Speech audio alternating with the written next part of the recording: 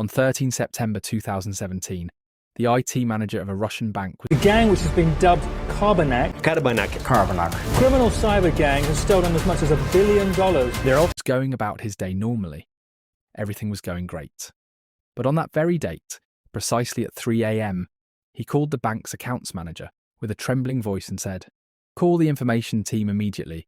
This is extremely serious for IT." Without even asking about contacting the Kaspersky team, he insisted that no one should be sent to the bank immediately. He then added, "It seems that the one who has confounded the world has arrived in Brazil." And indeed Kaspersky, along with an IT expert from the bank, arrived within just 15 minutes. The surprise was that, in the realm of personal intelligence and control, the main domain controller is the single unit that governs the entire bank's operations, and he didn't even understand what that meant. In short, I'm telling you that if you don't secure that unit, you're essentially compromising everything in the bank. Imagine that the IT director and a technology expert sat in front of the main server, watching as the hacker sent data to China for no apparent reason. A Kaspersky expert was utterly shocked by the power and sophistication of the breach. The hacker had completely lost hope of stopping or preventing the attack, yet he began working on the malicious code so he could at least gauge the minimal damage. After a long search, and purely by chance, he discovered an intrusion program that allowed him to monitor and control the computer remotely. At that very moment, a very strange thought occurred to him. Could it be that the hackers are watching us right now? In a moment of surreal pressure, he opened a Word document and typed the word "hello" in Russian repeatedly. Despite the mounting pressure, nothing in the system seemed to change. But then suddenly, the mouse pointer became active, and a word appeared on the screen. The hacker responded in Russian, "They won't catch us," when the Kaspersky expert replied, "We will catch you." The hacker countered, "No, my dear, you won't catch us from this strange place." Thus began a psychological war between professional hackers and the cybersecurity team at Kaspersky, a moment that marked the beginning of one of the most dangerous hacking operations in history. I narrate everything strange and mysterious on planet Earth. As usual, before we begin, I'd like to ask those watching for the first time to subscribe to the channel, and for everyone to support the video with a like. Even if all stories seem alike, none are as compelling as when I tell them. Who are the Carbanak? This group wasn't just a band of ordinary hackers stealing a few credit card details or executing simple breaches. No, they were geniuses of the digital world, an organised criminal network operating with the sophistication of major corporations. Imagine that they had distinct teams for every stage of the operation, a team dedicated to hacking, another focused on surveillance, and a third whose sole mission was to steal money and transfer it. The operation was so meticulously coordinated that they even had operatives on the ground. These ground agents were responsible for collecting money from ATMs, and believe me, when you learn how they robbed the ATMs, you'll be amazed by their ingenuity. They operated silently, monitoring and gathering information, only taking action once every detail was confirmed. Even after the heists, they laundered the money in such a clever way and covered their tracks so effectively that even the top cybersecurity investigators couldn't pin them down. The story actually began in 2014. At that time, no one knew about them and they had no significant activities. Their sole mission was to quietly and intelligently monitor and understand the internal workings of every bank and every account within those banks. In a smart manner, they would test for vulnerabilities without ever exploiting them or carrying out any actual attacks. Not only that, but now I'm going to share some technical details. I'd appreciate it if the programmers among you could correct me in the comments if I'm wrong, although I don't expect to be mistaken. Before I explain the organisation of the gang, their numbers, and how they came together, we need to know how they studied the software systems and how they breached them. The first phase was purely surveillance. They would target a bank in, for example, China, and through their research, they would identify several vulnerabilities. They would record these vulnerabilities and never interact with them at all. They would verify that each was indeed a vulnerability and try to access the systems without attracting any attention. If a vulnerability was obvious, they would even patch it up and leave a backdoor for themselves, so that when the time for an attack came, they could simply reopen that vulnerability and bypass the system. They remained in this state for a long period, with their only task being to gather data from every bank in the world. Let me tell you about their first real strike, which they executed in Ukraine. During the surveillance phase, they discovered a vulnerability in the bank's system. When it came time to act, they exploited that vulnerability in an extremely ingenious way. They began on April 8, 2014, by targeting a low-ranking employee working inside the bank. The entire plan was to send a very ordinary email to that employee. The email was addressed to him in an official manner and followed the same style as the bank's internal communications, so it appeared to be a routine message from senior management.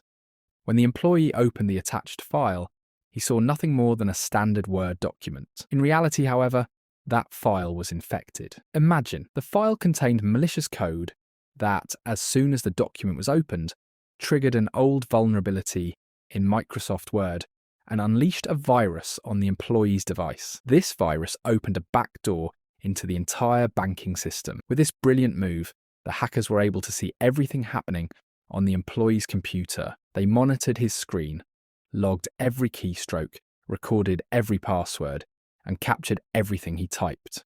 The employee had no idea that his device had been compromised and had become a gateway to something much larger. They initially infiltrated just one device and, little by little, penetrated all the bank's servers and devices without raising any suspicion. Their very first step was to monitor daily operations. Imagine hackers sitting remotely, observing every single movement within the bank without exception, as the entire system was laid bare to them after nearly 2 years of continuous surveillance. Their first ATM heist unfolded in 2016 in Taipei. 2 members of the Carbanak gang set out to execute the agreed-upon plan. Both wore simple surgical masks and standard caps. They entered a bank in the city of Taipei. One of them positioned himself at the entrance to observe and ensure that everything was under control, while the other stood in front of an ATM. He did nothing out of the ordinary. He neither inserted a card nor entered a PIN. He simply waited. If you were to review the surveillance footage, you'd see that, quite literally, he did nothing but stand there waiting. Then, suddenly, and without any prior warning, the ATM began dispensing cash non-stop. It was like a dream come true. All he had to do was calmly collect the cash into his bag. The shock came when a stranger, an acquaintance who understood the situation, approached him and said, "Run! Someone's coming to the ATM." They didn't hesitate for a second. They abandoned everything and left the scene quickly and quietly, as if they were well trained in their escape techniques. Regarding this individual, he left the ATM without taking any money, meaning he didn't even withdraw his own funds. Naturally, you might ask, how much did the thieves actually steal from that machine? And did the story end there? Not at all.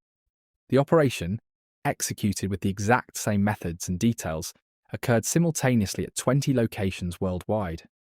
20 ATM machines all spewed out every last dollar they held at the same moment. This scenario was repeated several times over the course of 2 years. The critical question then became, what exactly was happening, and how did these criminals manage to be at the right place at the right time to seize the cash? I might even surprise you by revealing that at first, the bank managers believed the incident was nothing more than a coincidence, that the money had been collected by lucky individuals, not by a band of thieves. But to avoid confusion, let's organise the details step by step. Next, let's talk about the gang structure. The entire operation was managed by a single individual who had 20 hackers, some of the most skilled programmers on the planet, each leading their own dedicated team. The most crucial and dangerous aspect of this gang was its secrecy. No one knew anyone else's identity. Tasks were divided strictly by title, with everyone fully aware of their role. When to start and when to finish. Imagine that the gang's leader had developed a centralised dashboard that coordinated the entire operation. When you logged in, you'd see the list of tasks you needed to perform without knowing what the rest of the team was doing. Everyone was organised and disciplined. In the first phase, there was the surveillance team, the very team I mentioned earlier, whose job was to inspect the systems, identify vulnerabilities, and test them. Once they confirmed a vulnerability, they would pass their findings to the second team, the hacking team. This team's mission was to breach the systems both experimentally and in reality. It was as if they carried out simulated hacking maneuvers to verify the effectiveness of the discovered vulnerability. When the time for the attack came, They would exploit the vulnerability to infiltrate the system and deploy malicious files. Alongside the surveillance and simulated attacks, there was also a monitoring team. Their role was not to intervene, but to oversee the entire process of surveillance and actual hacking once the system was compromised. Next came the fourth team, the research and auditing team. Their task was to extract as much information as possible from the system: secret codes, bank account numbers, client names, daily transaction volumes, everything. They collected all this data to pass it on to the fifth team, the analysis team. This team analysed every detail of the data, much like an intelligence agency gathering and processing information. Finally, the sixth team, the planning and execution team, was responsible for drawing up a comprehensive plan for the theft, from the moment of breaching the system to the final step of seizing the cash and converting digital numbers into physical money in the gang's hands. This was the team that executed and managed the heist. Although every team played a part in the theft, this final team was in charge of the physical robbery from the ATMs. A remarkable point was the integration between the brilliant programmers who spent their lives behind computer screens and the ground operatives, the actual thieves who carried out the ATM robberies across Europe. The real irony, and what's truly amusing, is that the very first breach occurred, as we mentioned, via an employee's computer in Ukraine, yet the theft didn't take place until 2 years after his device was compromised. Once the heist happened and the experts analysed the incident, they claimed that the entire episode was merely a software glitch. The bank manager gathered his staff, and among them was our guy, completely unaware of what was happening. The manager was furious and told them, "This theft happened because you haven't updated your Windows version. Everyone, update it."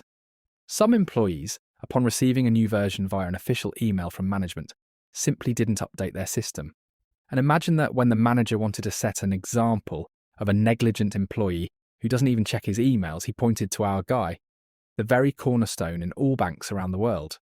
Of course, the story didn't remain that trivial for long. They eventually realised that it wasn't a coincidence at all. It was a theft. However, they didn't grasp the technical truth until they reviewed the bank's surveillance footage. They saw the two individuals stationed by the ATM, the ones I mentioned earlier. One was monitoring the situation, while the other was waiting for the cash to be dispensed. They noticed that the latter had a bag with him, clearly prepared for the operation, and when a stranger appeared, they abandoned everything and fled quietly, even though there was $60,000 lying on the ground at that moment. And this is when the real digital war began. You must know that over 2 years, the gang stole from 100 banks across 30 countries. Most of these thefts occurred primarily in Russia and China, followed by the United States, Europe and other regions. The total amount stolen exceeded $1 billion. The subject is highly sensitive. Most details about the operation, such as the names of the hacked banks, the investigators involved, the affected countries, the methods used, and the identities of the gang members, have not been disclosed. What we do know is that after the first heist in 2016, cooperation was established between the bank's management and Kaspersky in an effort to track this gang.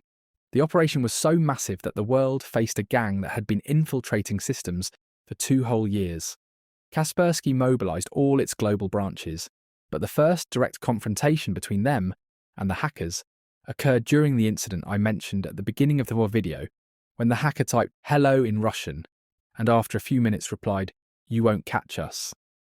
I should also mention that the compromised computer wasn't just sending data, it was issuing commands from Russia to the bank's IT devices in China, causing those devices to literally shower cash until they were emptied. The IT manager and the Kaspersky expert sat watching, utterly helpless. Eventually, after hours of work, the technology expert managed to locate and delete the malicious file, but by then it was too late, as the damage had already been done. This is when the details of the hackers began to gradually unravel. Developers at Kaspersky informed both the investigators and the bank's management that they would need several months just to analyse the situation, as there was nothing immediate they could do to fully comprehend the method of theft. And it turns out the hackers weren't relying on a single method. They employed 3 different techniques, each more ingenious than the last. The second method, as we mentioned, involved taking control of ATM devices. The third method was even more ingenious and complex. They would create bank accounts in the names of ordinary people. These individuals were the money couriers or mules working for the Russian gang that assisted them. Typically, each of these accounts would hold a very small amount, usually $3.33. Then, they executed a magical maneuver. Its details remain unclear and undisclosed to this day, in which they changed the bank's data, replacing the $3.33 with $1 million. In an instant, all the money mules became millionaires. Through this method, they stole millions of dollars. And I must reiterate, the full details of this method have not been publicly disclosed even today. To this day. The idea is ingenious, and if it were exposed, it could lead to a catastrophic scenario. Imagine that Kaspersky and all the agencies working on this case still haven't been able to trace anyone important in the gang. The irony is that everything was uncovered through conventional methods. This all happened after the Taiwanese police intervened. The hackers' first mistake, which ultimately exposed their most crucial and dangerous theft method, occurred when money transfers started involving ordinary people as well. Some individuals with empty accounts received a message stating that $1 million had appeared in their accounts. These people then went to the bank to withdraw funds, and at that moment, the hackers' final and most dangerous method was exposed. At that point, the Kaspersky team began to understand the hackers' techniques more clearly and obtained a better picture of the overall complexity of the operation. Cooperation started between them. Interpol, major European banks, and national law enforcement agencies like the FBI. They began tracking the hackers step by step, and gradually they managed to seize some of the hackers' servers. But then the hackers raised their game. They began using even more complex and professional methods. You can imagine that the experts at Kaspersky concluded that these hackers were technically invincible. We would never be able to outsmart them. They had to be tracked using traditional methods. That's when the Taiwanese police got involved. Picture police patrols on foot throughout the capital, along with more than 500 officers scrutinizing surveillance cameras from every angle, monitoring every shot from and to the hotels where the suspects were staying. Indeed, the Taiwanese police managed to identify 20 individuals working with the Russian gang. Most of them were Russian, while the rest were from Eastern European countries. When it turned out that 17 of them managed to escape from Taiwan, only 3 remained in the country with the money.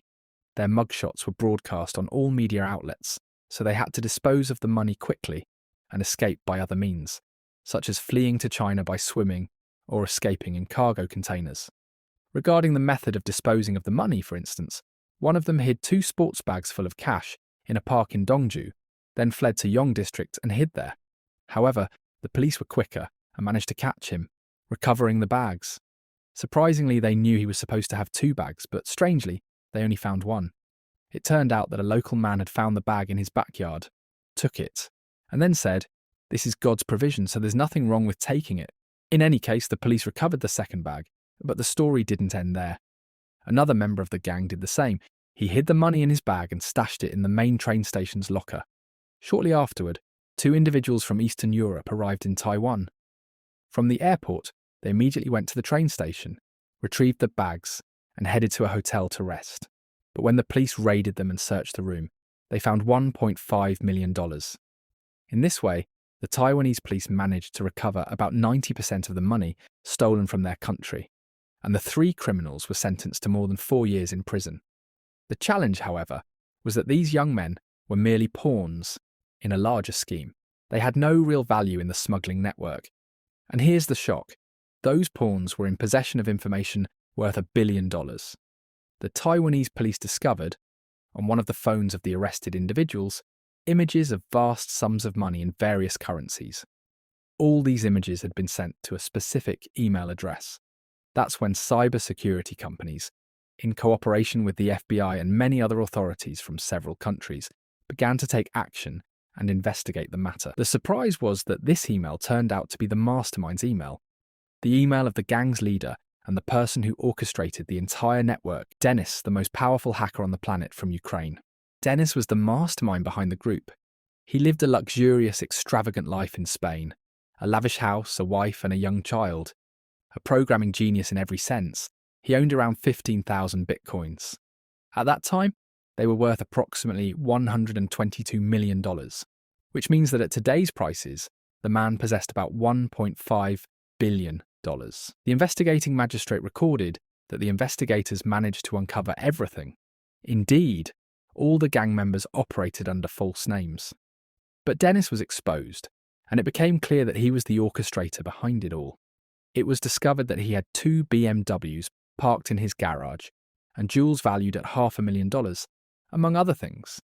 Yet the vast majority of the over $1 billion stolen remained missing to this day.